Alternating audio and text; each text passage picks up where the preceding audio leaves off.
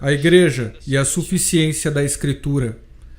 2 Timóteo, capítulo 3, versos 14, e vamos ler até o 4, verso 5.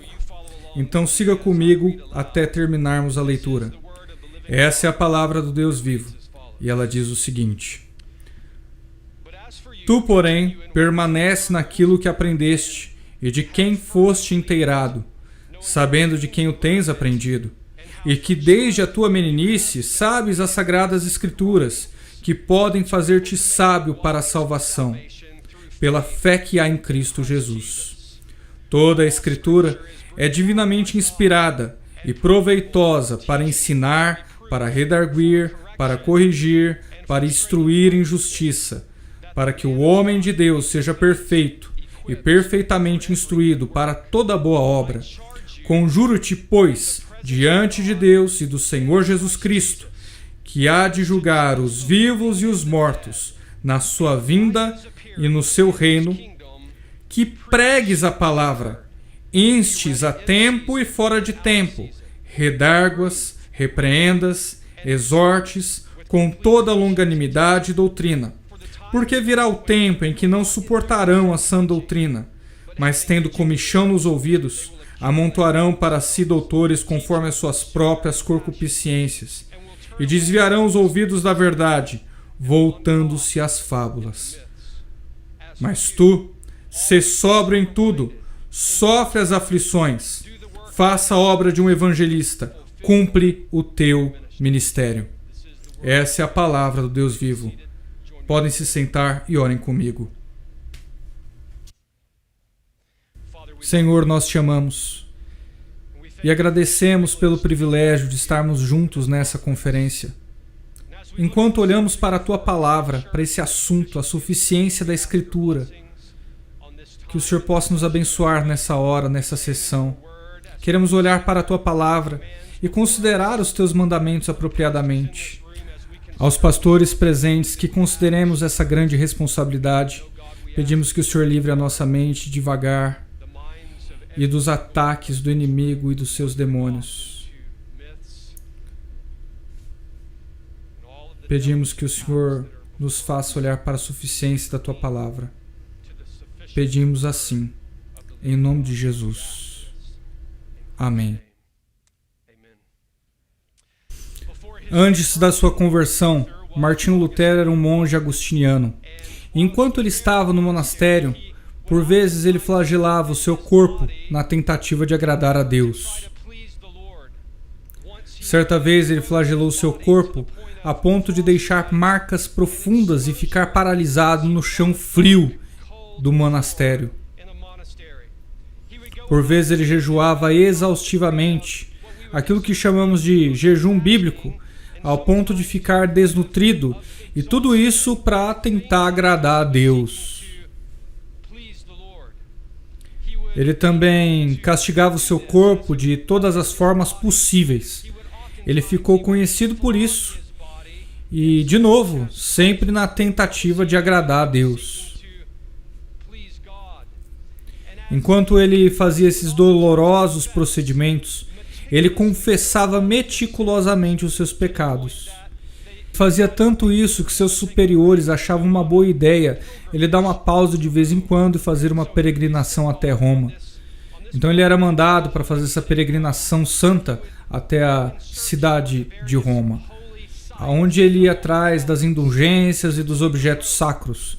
Ele viu, por exemplo, a corda em que Judas se enforcou, um ramo do arbusto que queimava pela presença de Deus, um pedaço da corrente que prendeu o apóstolo Paulo na prisão.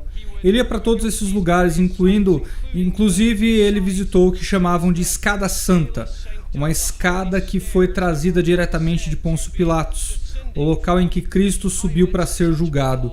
Ela foi levada para Roma e era um ponto de visitação importantíssimo, onde os católicos iam para a sua peregrinação. É um ponto alto da peregrinação para Roma. Diziam que se você subisse essa escada e beijasse cada um dos degraus, você haveria de receber bênçãos especiais e receberia também o perdão dos pecados da parte de Deus. Quando Lutero chegou no cume da escada, dizem que ele gritou, mas a gente não sabe se é verdade. Nos próximos dias, o seu coração foi movido por Deus e Deus o salvou para que ele fosse uma trombeta de proclamação do seu evangelho.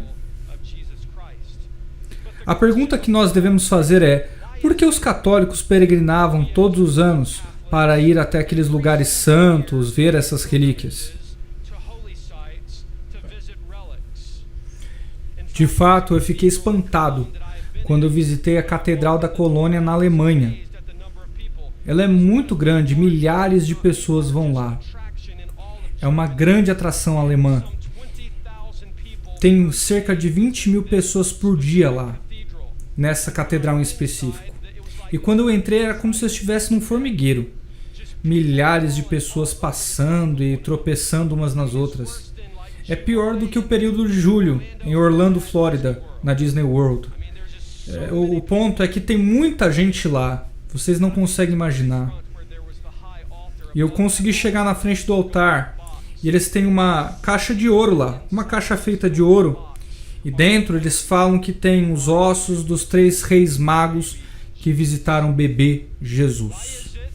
Por que isso?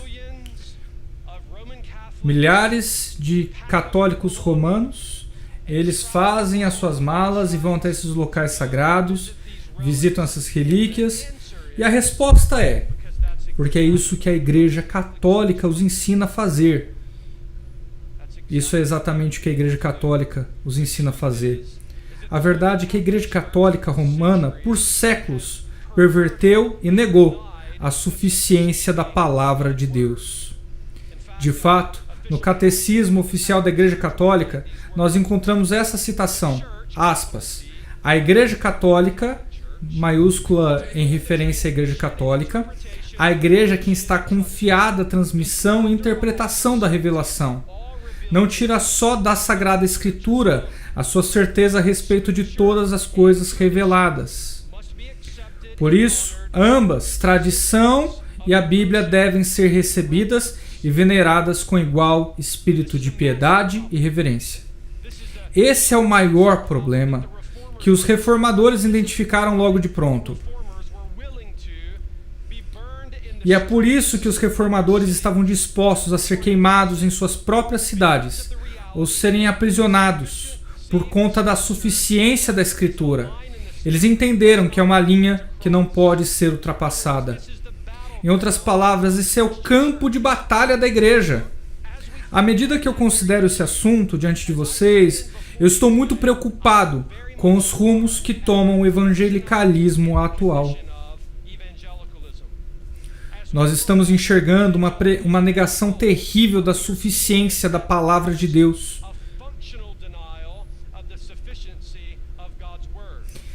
Isso impacta a forma com que a igreja adora e a forma com que a igreja vive a vida cristã de segunda a sábado.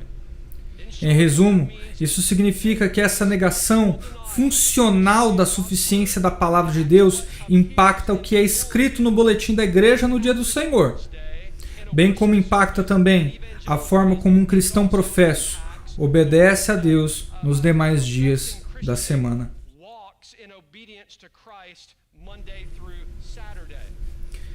Esse é um assunto de máxima importância, e é por isso que estamos fazendo essa conferência sobre a suficiência da Escritura. Vamos prosseguir e analisar o que o apóstolo Paulo disse em sua última carta para Timóteo, no cânon bíblico. Essa é provavelmente a última carta que o apóstolo Paulo escreveu para seu discípulo Timóteo, enquanto ele era pastor em Éfeso, uma cidade pagã dominada pela prostituição e com todo tipo de idolatria no mercado. Quando nós lemos essa carta, nós descobrimos a importância da suficiência das Escrituras e do ministério pastoral, bem aqui nessa passagem.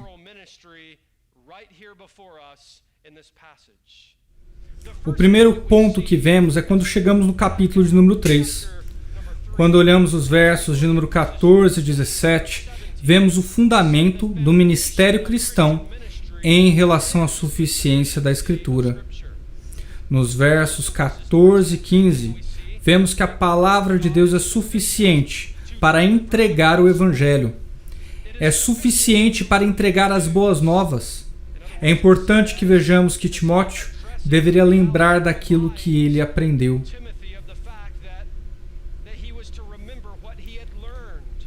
Aquilo que ele fielmente aprendeu e creu por parte de sua avó e por parte de sua mãe.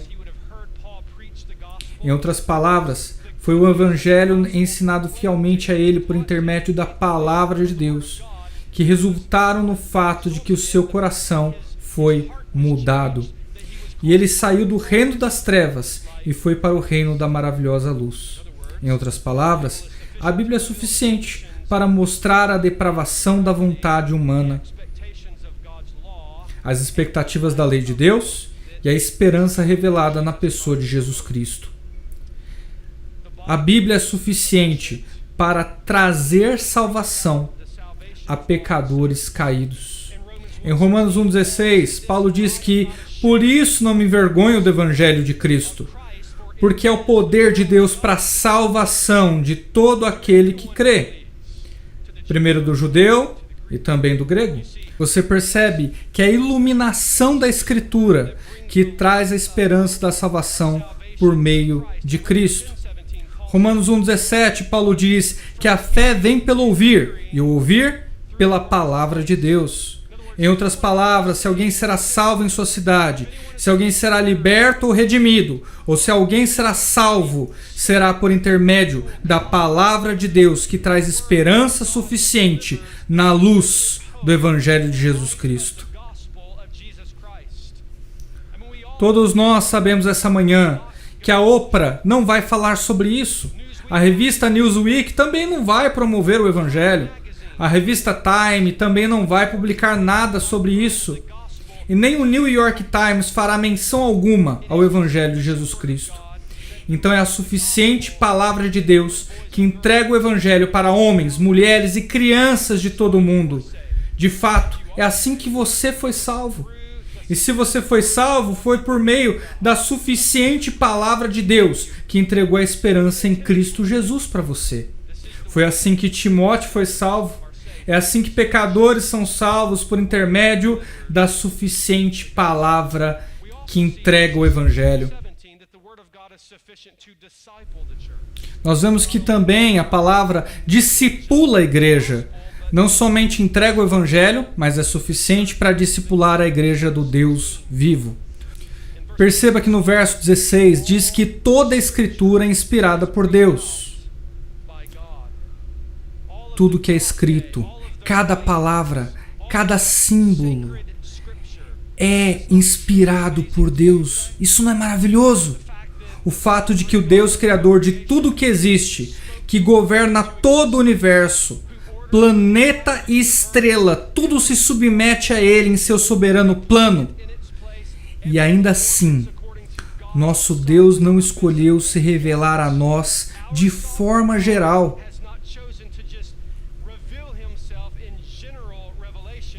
mas de forma especial e única em palavras, frases, parágrafos e livros.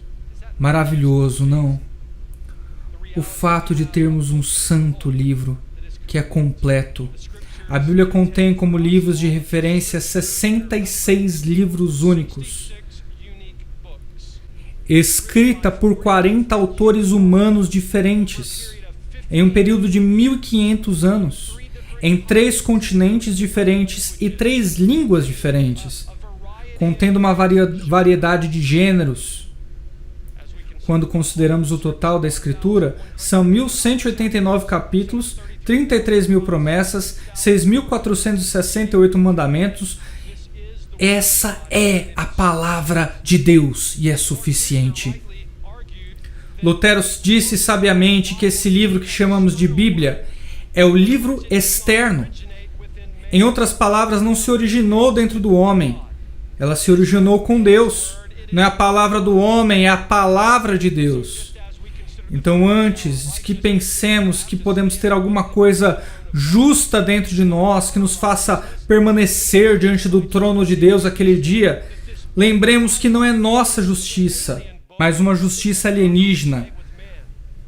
A Bíblia é um livro alienígena, porque sua origem não é de dentro do homem, ela vem de Deus. E olha o que diz aqui, é uma palavra escolhida de forma muito única. Toda a escritura, todo caractere é tenustas, ou seja, soprada por Deus. É inspirada por Deus. É soprada por Deus. Se você, por exemplo, falar e colocar sua mão sobre a boca, você sentirá que o ar está saindo. Você não está inalando, está exalando. Então a palavra de Deus se origina com Deus e vem de Deus a exalar para o homem. Nós temos uma palavra suficiente bem na nossa frente. Ela é completa, autoritativa e é perfeita. Considere o que o salmista diz no Salmo 19:7. A lei do Senhor é perfeita e dá vigor à alma. O testemunho do Senhor é fiel e dá sabedoria aos simples. De fato, por isso, Atanásio, quando lidou com os arianos, disse o seguinte: a Escritura Sagrada, inspirada, é suficiente em si mesma para a pregação da verdade. De fato, Atanásio prosseguiu e fez essa afirmação: esses livros canônicos são a fonte da salvação, para que o sedento possa ser satisfeito com os oráculos contidos neles. Eles, por si só, são a escola da piedade do Evangelho, que nenhum homem adicione ou tire nada deles. Essa é uma palavra suficiente, o que significa dizer que a Bíblia é suficiente. O que é isso?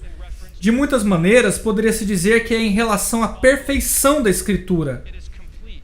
A Bíblia é totalmente completa, suficiente. A Bíblia é autoritativa, porque vem de Deus para o homem. A Bíblia é clara em afirmar a perspicácia da Escritura, porque é iluminada por Deus. A Bíblia é necessária porque nos revela a vontade de Deus. A Bíblia é suficiente e enfatiza a pureza, a perfeição e completude da palavra de Deus. O que quer dizer que a Bíblia é suficiente? O que não significa é que nós, como cristãos, não deveríamos ler nenhum outro livro. Não significa que você tem que ir para casa e jogar fora os seus comentários bíblicos. Não significa que você não possa ir até uma livraria, ver algum outro livro durante essa conferência. Só para descontrair, não estava no meu esboço, tá? Mas a realidade é que precisamos de livros. Você deveria se cercar de livros. Você tem que subir nos ombros de homens que vieram antes de você. Isso é algo bom. A Bíblia, como palavra suficiente de Deus, não significa que não precisamos de nenhum outro livro. A Bíblia não fala a respeito da teoria da ciência da computação, por exemplo. Não ensina a gente a pilotar um avião. Não ensina a gente a receita de um pão de pepino. Não é um manual sobre como reparar a transmissão do seu veículo. Esses são apenas exemplos para dizer que devemos ler outras coisas. E podemos ler outros livros que versam a respeito do estudo sobre Deus e receber benefício desse conhecimento. A doutrina da suficiência da Escritura ensina que tudo aquilo que é necessário à salvação e à vida cristã estão contidas na palavra de Deus.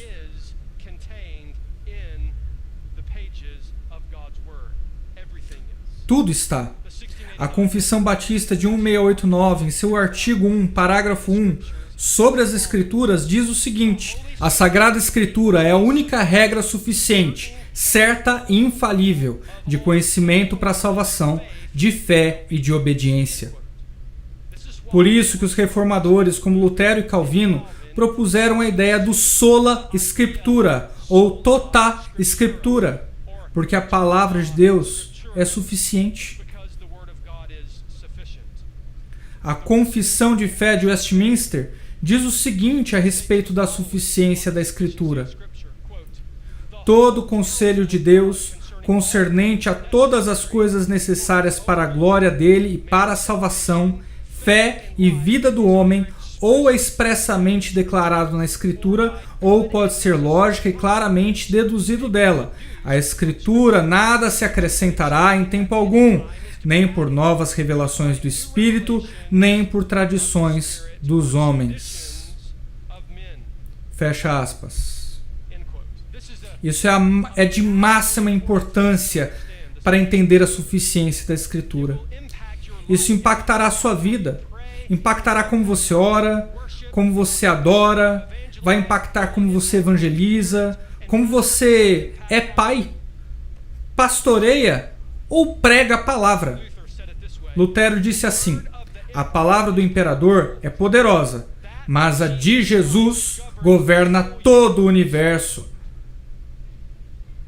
2 Timóteo 3,16, ele segue dizendo: não somente a Escritura é inspirada, mas é proveitosa, significa que é útil, vantajosa, auxilia no ensino, didascalia, o ato de incutir conhecimento. Para ensinar a verdade, a Escritura é suficiente para o ensino. Isso mostra no que a igreja deveria estar engajada, o ensino bíblico. Por isso que João Calvino é um grande expositor. Ele decidiu dedicar a vida à árdua tarefa de pregar a palavra de Deus e a estudá-la. Ao observarmos o seu ministério, é impressionante observar como ele passou anos, verso por verso, meticulosamente, expositivamente. É impressionante. 5 anos em Atos, em Tessalonicenses também, 1 e 2 Coríntios, 43 sermões. Teve diversos nas epístolas pastorais, 43 sermões em Gálatas, 48 sermões em Efésios, sem contar com a harmonização dos evangelhos. Ele pregou 159 sermões em Jó, 200 sermões em Deuteronômio, 123 sermões em Isaías e centenas em Gênesis. Isso é maravilhoso. Isso é um ministério maravilhoso quando você para pensar sobre ele. Que ele exemplifica a realidade que ele teve. Ele teve uma visão elevada da Escritura e se agarrou à sua suficiência. A palavra de Deus diz que toda a Escritura é proveitosa para o ensino. E ela também fala sobre correção. É suficiente para corrigir. Nessa passagem, nós vemos pontos positivos e negativos em relação à correção do ministério pastoral. Note o que ele diz aqui. Ele diz para reprovar. Essa é uma palavra que significa disciplinar ou punir. Significa expressar uma forte desaprovação de alguém ou algo. Pode ser contra tentações da carne ou falso ensino, mas a realidade é que a palavra de Deus aborda todos esses 2 pontos. Tal reprovação faria uma pessoa se humilhar em seu pecado. Ao confrontá-la do seu pecado, ela deveria ser trazida a um local de humilhação. Quando pensamos na realidade bíblica de que Deus frequentemente compara a gente com ovelhas, e eu não sei se você já passou muito tempo analisando as ovelhas, mas de maneira geral, a ovelha é um animal muito burro.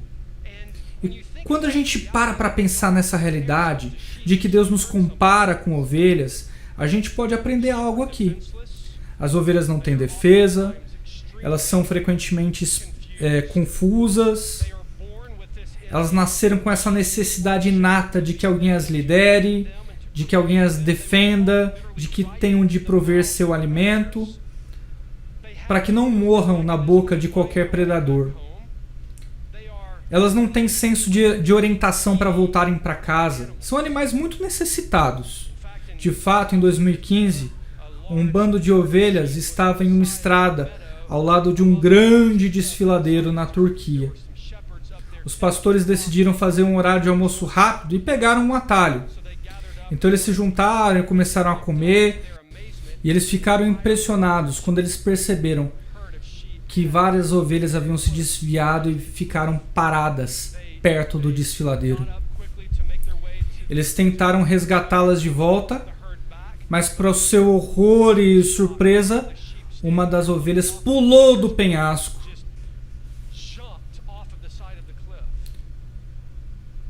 Eles correram para tentar salvar as demais, mas as outras ovelhas seguiram a primeira e pularam do penhasco. E uma por uma pularam penhasco abaixo. 1.500 ovelhas pularam uma atrás da outra, desfiladeiro abaixo. E metade delas morreu. As outras não morreram porque as últimas a pular caíram sobre as primeiras que já estavam mortas lá no fundo. A realidade é que nós somos como ovelhas. E nós precisamos de pastores para nos liderar. E os pastores nos lideram pela suficiência da Escritura. Foi isso que Deus planejou.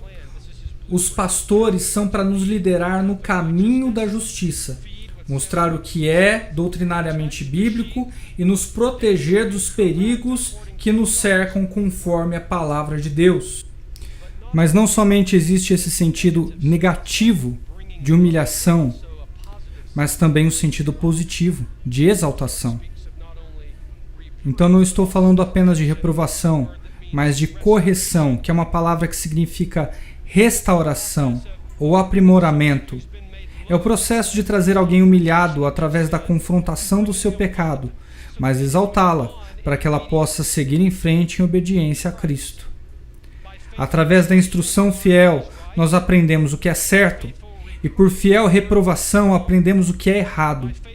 Através da correção fiel, nós aprendemos como fazer o que é certo, e por fiel treinamento, nós aprendemos como continuar a fazer o certo. Tudo isso para a glória de Deus. Por isso Hebreus 3,17 diz: submetam-se aos vossos líderes, os obedeçam, porque eles têm zelado das vossas almas. Esse é o chamado de um pastor. Mas não somente isso, mas note que ele diz também, para vos treinar em justiça. Esse é o ato de prover direção, responsável direção, para a vivência fiel. Isso literalmente ilustra o papel de um pai ao criar os seus filhos. E essa é a forma que o pastor deve educar e disciplinar a igreja. Treinando a igreja em justiça, através da suficiente palavra de Deus. Porque toda a escritura é inspirada por Deus e é proveitosa para esse treinamento. Esse treinamento produz fruto. Note o que ele diz: equipar para toda boa obra. Para que o homem de Deus possa ser completo em toda boa obra, em referência ao cristão, é esse homem de Deus. A igreja como um todo, aqueles que são santos, como declarado em Efésios 4. Quando Paulo escreve à igreja de Éfeso, diz que o papel do pastor é equipar os obreiros para o trabalho do ministério. Aqui ele fala do homem de Deus, que inclui Timóteo, mas também a igreja como um todo. Aqueles que são salvos, redimidos através do Evangelho de Jesus Cristo, serão completos e equipados para toda boa obra. Nós vemos isso por toda a palavra de Deus. 1 e 2 Timóteo, uma referência a toda boa obra. É uma repetição comum para Paulo. É quem chamamos de pastores e que nós chamamos de igreja. O pastor não precisa de psicologia secular. O pastor não precisa fazer a igreja participar de toda a agenda política debaixo do sol. E o pastor não precisa de pragmatismo para liderar a igreja no caminho correto. O pastor precisa da palavra do Deus vivo. A palavra do Deus vivo. A igreja precisa ser alimentada, protegida.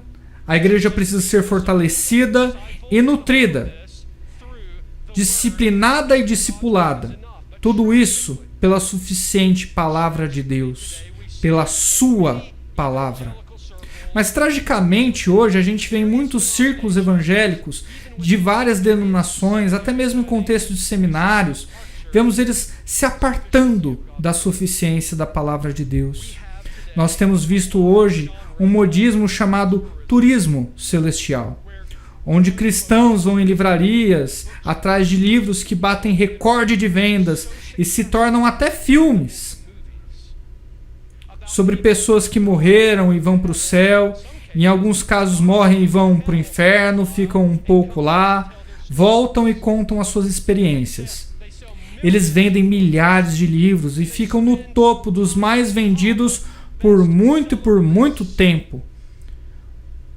Porque é exatamente isso que o povo quer ouvir. Essas histórias emotivas que tocam e sensibilizam. 23 minutos no inferno, escrito por um homem que supostamente morreu e foi para o inferno por 23 minutos. Ele voltou para nos contar uma história. Adivinha só qual a história que é? O inferno é real. É isso que ele disse. 90 minutos no céu, mesma ideia. Alguém que aparentemente teve uma nova experiência de morte e voltou para contar sobre como passou os 90 minutos lá no céu. Ou O Céu é de Verdade, outro livro sobre um menininho que morreu e foi para o céu e voltou para dizer o seguinte, que o céu é de verdade. Ou ainda, a respeito do céu, um neurocirurgião escreveu também sobre isso. Ou Milagres no Céu, publicado em 1955 e também virou um filme depois. Ou o livro intitulado O Menino que Voltou do Céu, 2015. A história de um menino chamado Alex, que estava no veículo com o pai. Eles sofreram um acidente de carro e eles tiveram de ser transportados de helicóptero para o hospital para cirurgia imediata. Ele ficou bastante tempo em coma e então milagrosamente sobreviveu.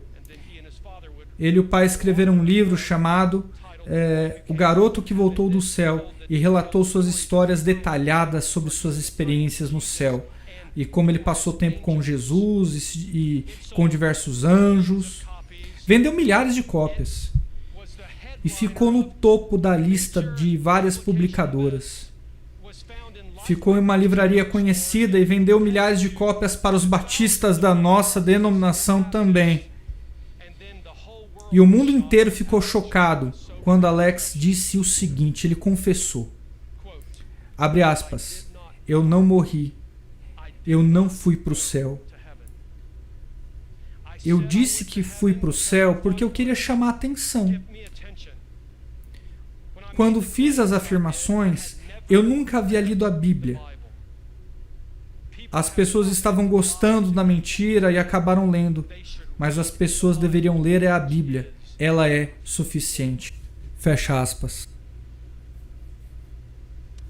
Vemos ainda uma outra evidência do distanciamento da suficiência das Escrituras, muito evidente nos nossos dias. As pessoas dizem que Deus falou audivelmente com elas. Isso foi trazido por um pregador alguns anos atrás que ficou muito popular na nossa denominação batista.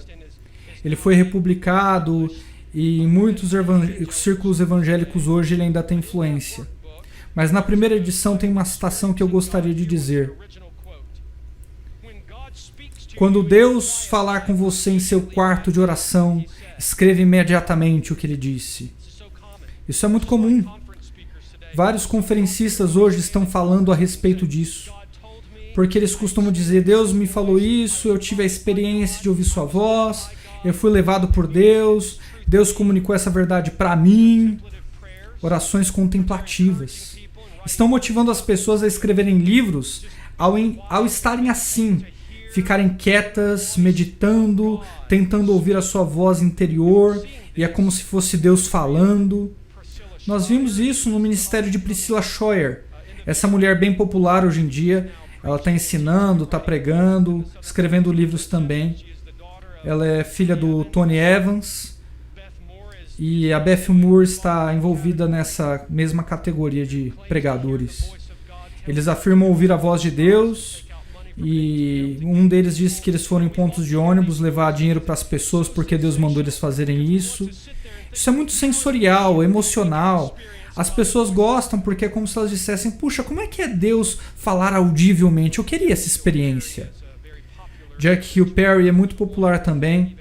Uma mulher dentro dos círculos evangélicos, ela diz, eu gostaria de dizer como Deus lida comigo profeticamente, mas os cristãos se assustariam quando eu dissesse alguma coisa. Fecha aspas.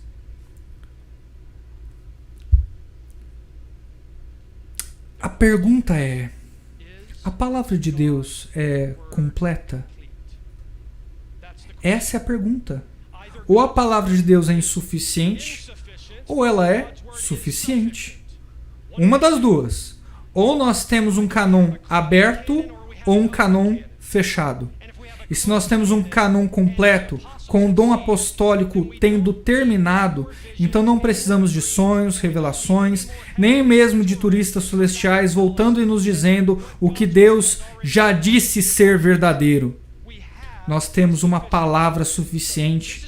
Então é isso que está comunicado aqui nos versos 16 e 17. O fundamento do ministério cristão é a suficiência da palavra de Deus. A responsabilidade do pastor é pregar a palavra de Deus, diz Paulo a Timóteo. Paulo diz: eu te rogo, na presença de Deus e do Senhor Jesus Cristo, que há de julgar os vivos e os mortos, pela sua vinda em seu reino, que pregue a palavra. Que tremenda responsabilidade de ministério pastoral. Essa não é só autoridade apostólica, é também a autoridade de Deus Pai e do Senhor Jesus Cristo. E quando Paulo escreve a Timóteo, ele está aumentando a intensidade do argumento, para que o jovem Timóteo entenda a sua responsabilidade como pastor, pregar a palavra, não sua opinião, não sua ideia, mas pregar a suficiente palavra de Deus. E veja o chamado elevado, que chamado elevado é o ministério pastoral e da pregação. Pregue a palavra. Essa é a palavra queruso, que tem a ideia de alguém que viajou a mando de um governador ou autoridade para uma província, para proclamar pelas ruas uma mensagem real, no lugar do rei, empossado da autoridade de um rei. Essa é a ideia. Então, foi isso que Timóteo foi chamado para fazer. Ele foi chamado para proclamar a verdade. O arauto estava ali para fazer um anúncio no lugar do rei. O arauto não estava lá para dialogar, não estava lá para responder perguntas. O arauto não estava ali para entreter as pessoas. Ele estava ali para proclamar a palavra do rei. E é esse o trabalho do pastor. Pregar a palavra. Deve entregar a verdade. Devemos entender que pregar não é conversar, não é sugerir, não é dialogar. É proclamar a verdade do Deus vivo para a glória de Deus. Isso que é pregação. Existe algo distinto entre ensinar e pregar, e nós devemos saber a respeito disso. Ele deve pregar a palavra como diz o contexto, como diz o verso de número 16. Toda a escritura é inspirada por Deus. Ele deve pregar a palavra do Deus vivo, não suas opiniões, nem o que está culturalmente na moda nos dias de hoje, mas pregue a palavra.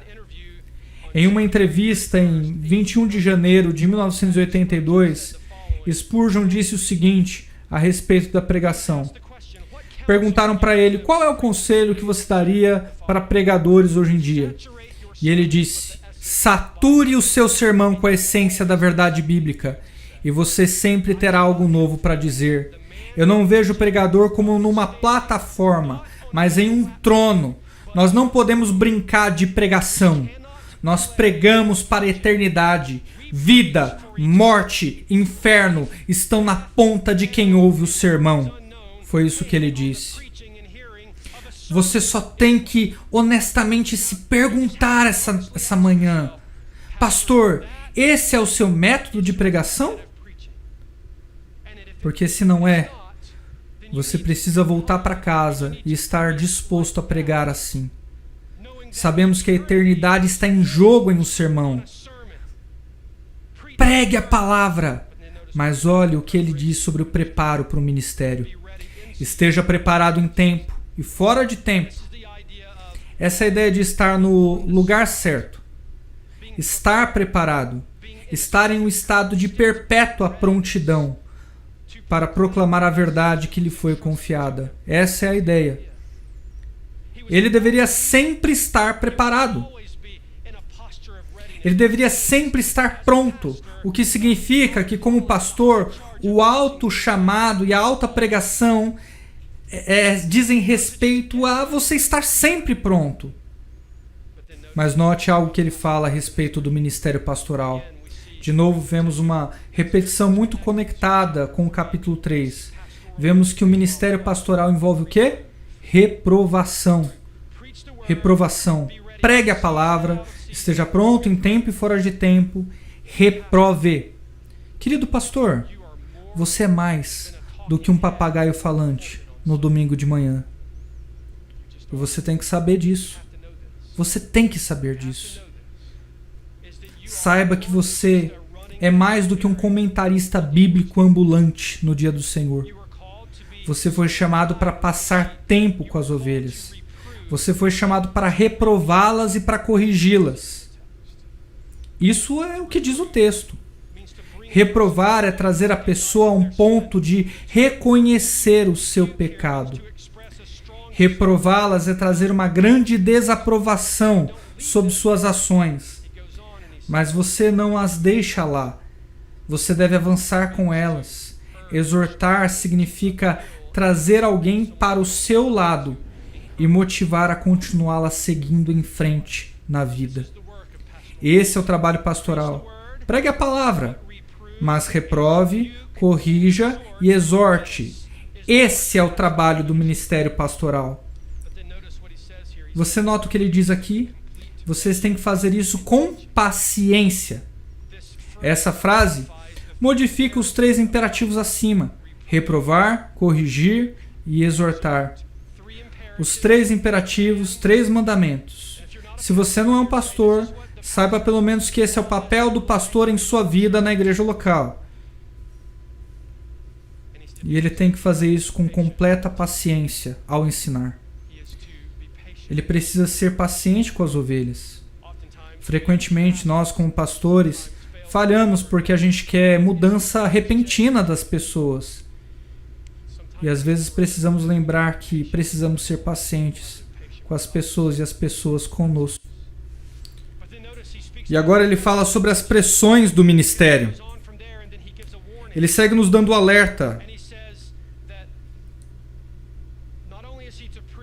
Ele diz que não somente devemos estar prontos para pregar, não somente devemos estar em perpétua prontidão, não somente devemos reprovar, repreender e exortar nesse ministério de ensino e o fazemos pacientemente, mas o verso 3 diz: porque virá tempo em que não suportarão a sã doutrina, mas tendo comichão nos ouvidos, amontoarão para si doutores, conforme as suas próprias concupiscências, e desviarão os ouvidos da verdade, voltando-se às fábulas. Encorajador, não?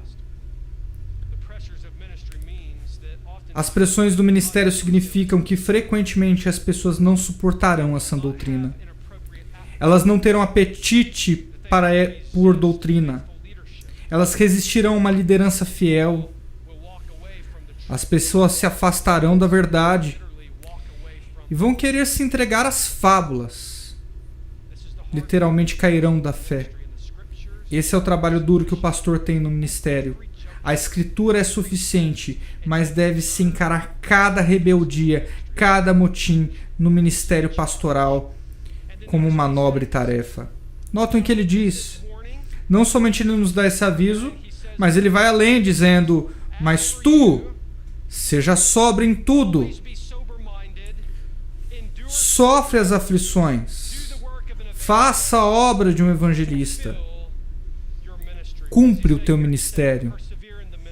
Persevere no ministério. Persevere na fé. E tudo isso para a glória de Deus. Quando ele fala sobre sobriedade, ele está falando sobre estar alerta.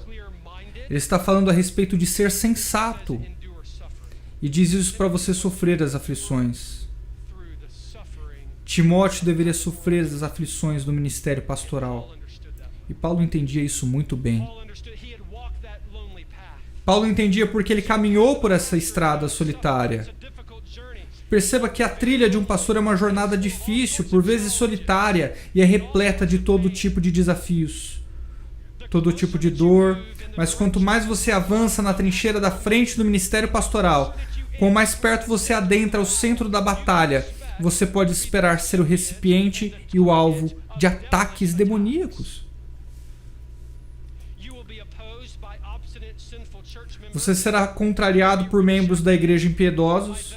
Você será rejeitado por aqueles na comunidade. Você será desprezado e odiado por membros da igreja não convertidos.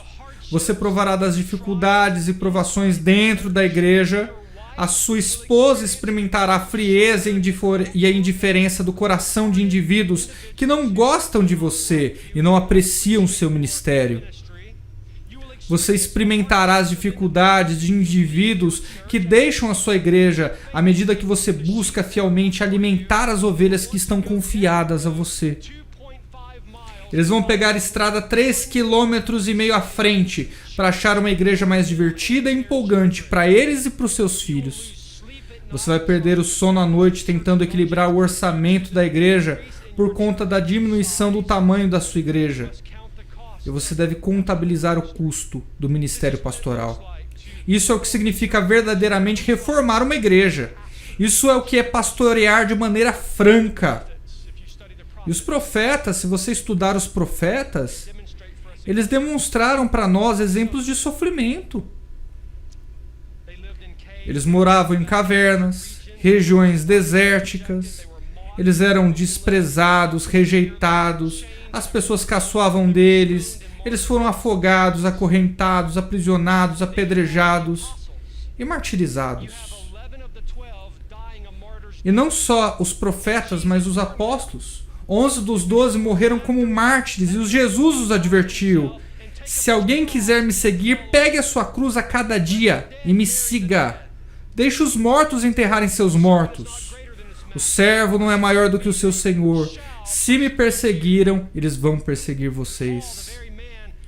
E Paulo, o homem que escreveu essa carta para Timóteo, entendia isso. De fato, no final da sua vida, ele estava na prisão Mamertina, em Roma, que é apenas um buraco redondo no chão, uma prisão feita de pedras, onde eles deixavam os prisioneiros dentro desse buraco de pedras. Ele passou seus dias finais lá, antes deles tirarem ele do buraco e levaram para um lugar nas ruas de Roma, onde ele foi finalmente decapitado.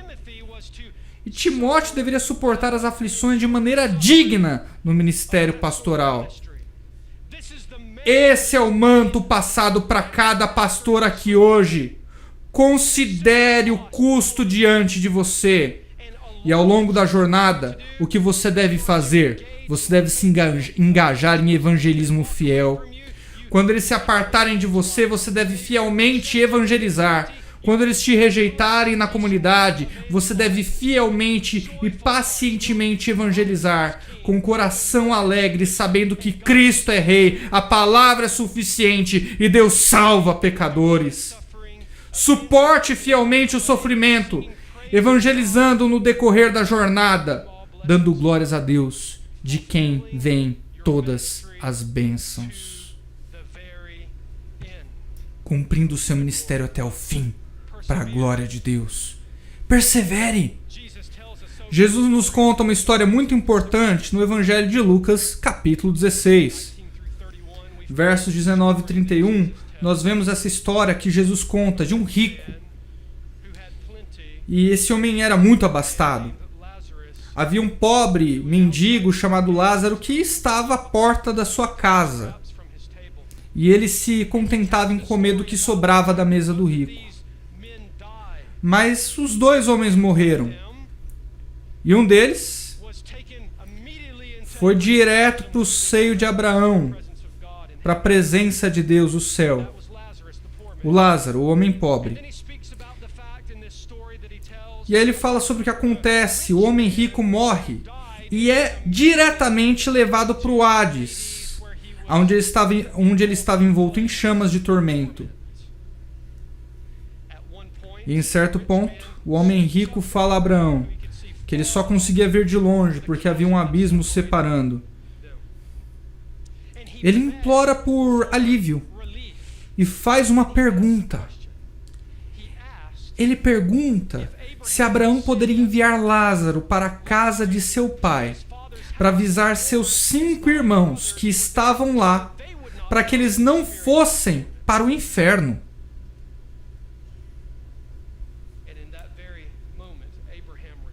E naquele momento Abraão responde.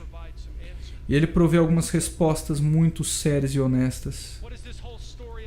Do que se trata essa história? Que a morte não respeita ninguém? Certamente. Que o inferno é real? Sim. Que é terrível? Com certeza. Que as chamas do inferno são literais? Claro. Mas essa não é a história completa, porque no diálogo entre o homem rico e Abraão, o que descobrimos é que Abraão responde no verso 29, dizendo: eles têm Moisés e os profetas, que os seus irmãos os ouçam.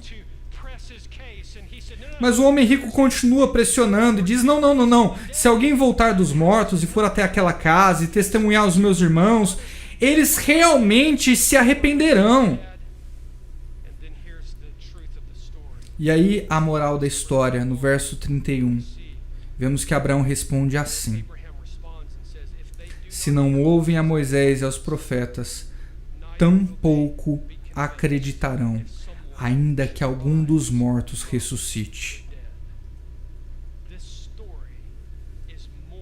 Essa história é muito mais do que despertar as emoções das pessoas acerca da temperatura do inferno. É em relação à suficiência da palavra de Deus. A palavra de Deus é suficiente. Então, amigos, não precisamos de garotinhos viajando para o céu e voltando dizendo para nós que o céu é de verdade. Não precisamos de profetas atuais que estão tendo visões e sonhos, que dão uma nova palavra da parte de Deus, porque a palavra de Deus é sempre nova e suficiente. Nós não precisamos que a Convenção Batista Sulista nos passe outra resolução para abraçar as ideologias sem Deus, com uma teoria crítica racial e interseccionalidade para o ministério do Evangelho, porque nós temos uma palavra confiável, suficiente. A palavra de Deus é suficiente. Então, voltem para suas cidades, abram as suas Bíblias e preguem a palavra. Leia a palavra de Deus. Pregue, exponha, explique a palavra de Deus, ilustre a palavra de Deus e faça tudo isso para a glória de Deus. Lutero disse que os homens que desejam ouvir Deus falando, que leiam a sua palavra. E diz também: me dê escritura, escritura, escritura. Me ouviram? Escritura. Então que esse seja o seu lema também. Escritura, escritura, escritura. Não se retrate, não se entregue. Seja corajoso. Pregue a palavra fiel de Deus. Não retroceda. E tudo isso para a glória de Deus, que se assenta em um trono majestoso. Portanto, meus amados irmãos, sejam firmes e constantes, sempre abundantes na obra do Senhor, sabendo que o vosso trabalho não é vão no Senhor. Deus te abençoe.